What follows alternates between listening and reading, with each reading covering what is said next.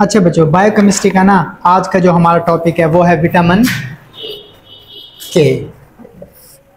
ठीक है, इसके बारे में हमने डिस्कस करना है कि इसका सोर्स क्या होता है, ये हमारी बॉडी में क्या फंक्शन कर रहा होता है। ठीक है, उसके बाद अगर इसकी कमी हो तो हमें कौन कौन से प्रॉब्लम आ सकते हैं। ठीक है, उसके बारे में बच्चों आज हमने क्या करना है, डिस्कस करना है। सबसे पहले तो बच्चों इसको हम कोआगुलेशन विटामिन भी कह रहे होते हैं। क्यों कि इसका मेन जो यानी कि ना वो के से इसको शुरू कर रहा होता है, कोआगुलेशन विटामिन। ठीक है बच्चों, अब ये किस लिए कि जो ब्लीडिंग है ना उसको ये क्या करता है, स्टॉप करता है।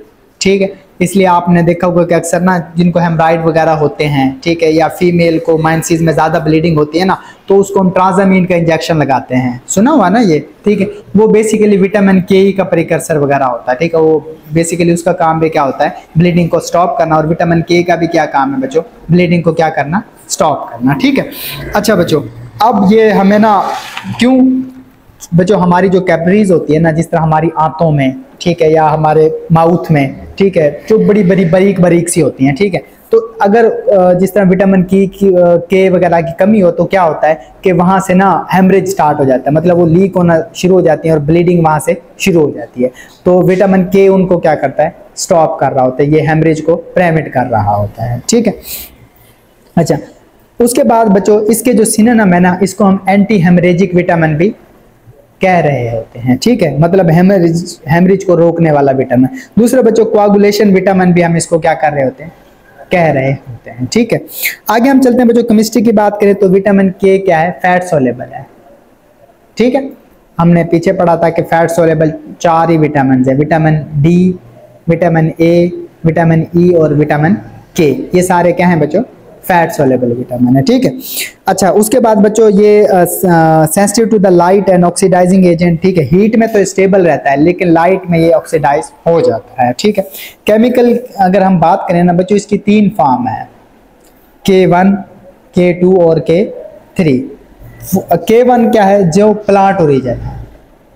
ठीक है, जो जिसका सोर्स बच्चों प्लांट है वो हम K1 उसको कह रहे होते हैं। इसको हम दूसरा नाम है फाइलोक्विनोन। ठीक है, ये बच्चों एक प्लांट है, अल्फा अल्फा वहां से ये आ रहा होता है। एनिमल ओरिजिन की बैक्टीरियल ओरिजिन की बात करें तो इसको हम क्या कह रहे होते हैं, K2 कह रहे होते हैं। ठीक है, मेनाक्विनोन या फ्रेनोक्विनोन इसका नाम है।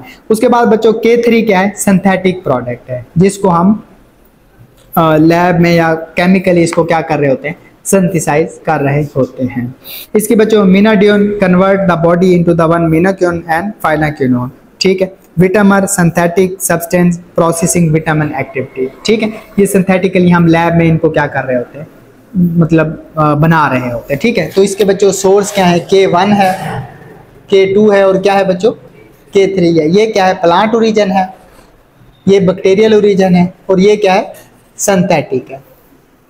ठीक है, इसको हम मतलब सिंथेसाइज कर रहे होते हैं। ठीक है, आगे हम बच्चों सोर्स की बात करें तो जो प्लांट है, क्योंकि यहाँ से आ जाएंगे, प्लांट्स में क्या क्या है, अभी हमने पढ़ा था, जो ग्रीन लीफी वेजिटेबल होती है ना, अल्फा अल्फा हो गया, पालक हो गया, कैलीफ्लावर, ठीक है, कैबेज मतलब बंद गोभी, गोभी, ठीक, गोभी को कहते हैं। ठीक है बच्चों, ये इसके क्या है, सोर्स है।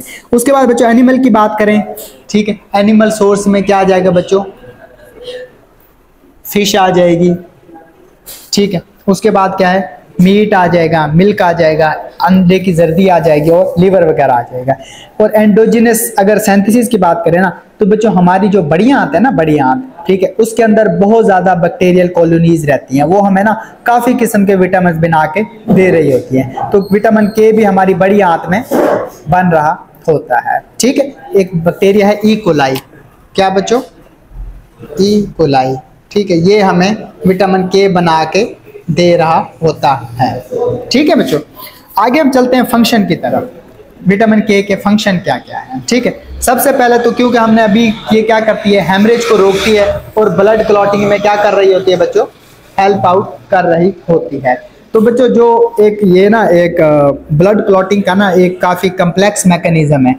आपने देखा होगा कि जब तक ब्लड हमारी वेसल्स में रहता है ना, वो क्लॉट नहीं होता, जैसे ही वेसल से बाहर निकलता है तो वो क्या हो जाता है, क्लॉट होने लग जाता है, तो ठीक है, जम जाता है। तो ये एक ना बड़ा कम्प्लेक्स मैकेनिज्म है। ठीक है, आपका यहाँ ज़्यादा नहीं दिया हुआ, लेकिन इसके ना बच्चों ब्लड क्लॉटिंग के ना 12-13 फैक्टर्स हैं, ठीक है, जो इसको क्लॉटिंग में क्या कर रहे होते हैं, हेल्प आउट कर रहे हैं। उनमें से ना जो फैक्टर 2 है, उसके बाद फैक्टर बच्चों 7 है, और फैक्टर 9 है, और फैक्टर 10 है, ठीक है। ये 4 जो फैक्टर्स हैं, तो इसके जो 12-13 फैक्टर है ना, उनको बच्चों हम ऐसे 1 2 3 4 5 इस तरह से नाम दे रहे होते हैं। अलग से भी नाम है, लेकिन इस तरह चलो याद करना क्या हो जाता है, थोड़ा आसान हो जाता है। इनमें से बच्चों देखो फैक्टर 2, 7, 9 और 10 है ना, इनकी फॉर्मेशन में विटामिन के क्या कर रहा होता है, बहुत ज्यादा हेल्प आउट कर रहा होता है, ठीक है।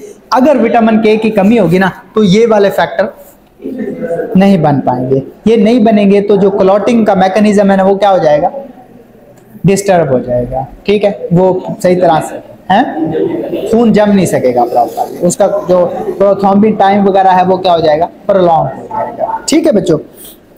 अच्छा, उसके बाद बच्चों सेकंड इसका जो फंक्शन है वो है electron transport system, ETS, electron transport system, ठीक है।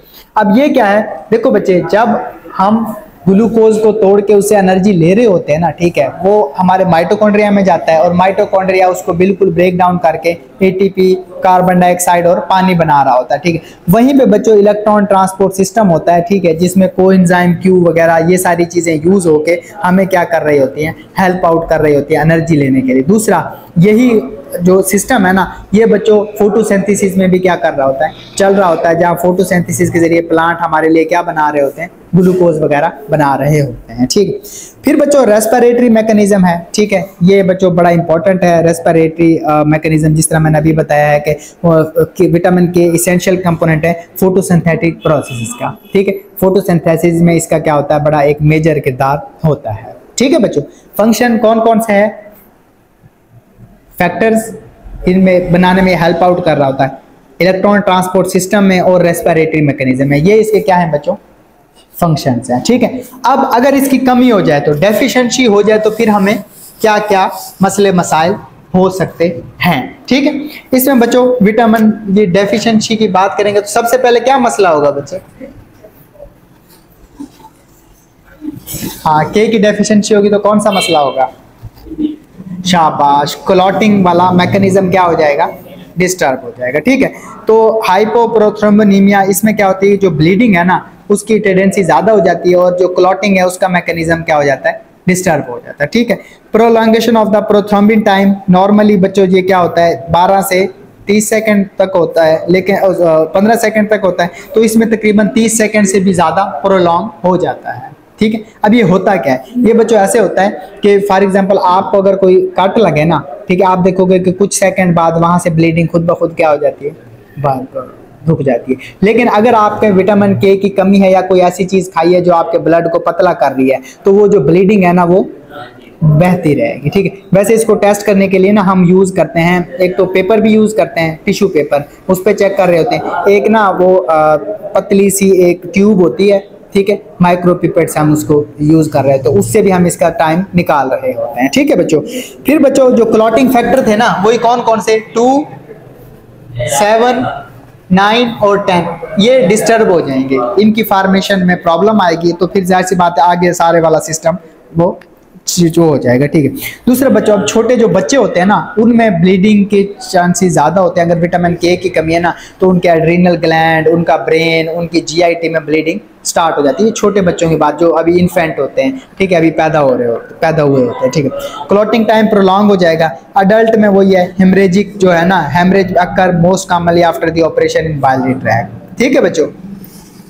आगे हम चलते हैं बच्चों, cause of the haemorrhage in the newborn है ना, जो उनमें क्या क्या काजेज होते हैं विटामिन हेमरेज के। एक तो वही विटामिन के की कमी होगी। दूसरा, उनकी आंत में ना अगर ई कोलाई नहीं है, अभी मैंने पढ़ाया था ना कि हमारी बड़ी आंत में एक बैक्टीरिया होता है ई कोलाई, इसका क्या काम है, विटामिन के को बना के देना। अगर ये नहीं है तो विटामिन के नहीं बन पाएगा, ठीक है। और इसी तरह प्लेसेंटा की अगर परमेबिलिटी है ड्यूरिंग गेस्टेशन, तब भी न्यू बार में ब्लीडिंग के चांसेस क्या होंगे बच्चों, ज्यादा हो जाएंगे, ठीक है। आगे आ जाता है एंटागोनिस्ट, कुछ ऐसी चीजें हैं जो इसके मुखालिफ काम करती हैं। जैसे मैंने अभी ये इसका काम है खून को जमाना, और वो चीजें जो खून का पतला करेंगी वो इसके एंटी काम करेंगे, उन्हें हम क्या कहते हैं, एंटागोनिस्ट कह रहे होते हैं। ठीक है बच्चों, इसमें हेपरिन है, वारफिन है और ड्यूसमिरोल है। ठीक है बच्चों, ये वो चीजें हैं जो इसके क्या काम कर रही होती हैं, उलट काम कर रही होती है। अब अगर बच्चों देखो, ये तो हम पढ़ रहे थे विटामिन के की डेफिशिएंसी कमी हो गई है। अगर विटामिन के ज्यादा हो जाए, ठीक है, तो इसको हम कहते हैं टॉक्सिसिटी। क्या कहते हैं बच्चों, टॉक्सिसिटी हम इसको कह रहे होते हैं। इस कंडीशन में क्या होगा, एक तो बच्चों हेमोलिटिक एनीमिया हो जाएगा। रैट में ना जो चूहे होते हैं उनमें हमने तजर्बा किया विटामिन के ज्यादा दिया, तो क्या हो गया, उनको हेमोलिटिक एनीमिया हो गया। एनीमिया हम पीछे पढ़ चुके हो गया। ठीक है, उसके बाद कर्नेटियस इन इन्फेंट हो जाएगा। ठीक है, रेस्टलेसनेस एंड इरिटेबिलिटी, और उसके बाद मेंटल रिटार्डेशन, ये वाली प्रॉब्लम बच्चों देखने को मिले। क्या कह रहे हैं, मेंटल रिटार्डेशन, यानी मेंटली तौर पे वो सही नहीं होंगे। ठीक है, ये पागल जिसे हम कहते हैं मेंटली रिटार्डेड, वो वाली सिचुएशन हमें देखने को मिल सकती है। ठीक है।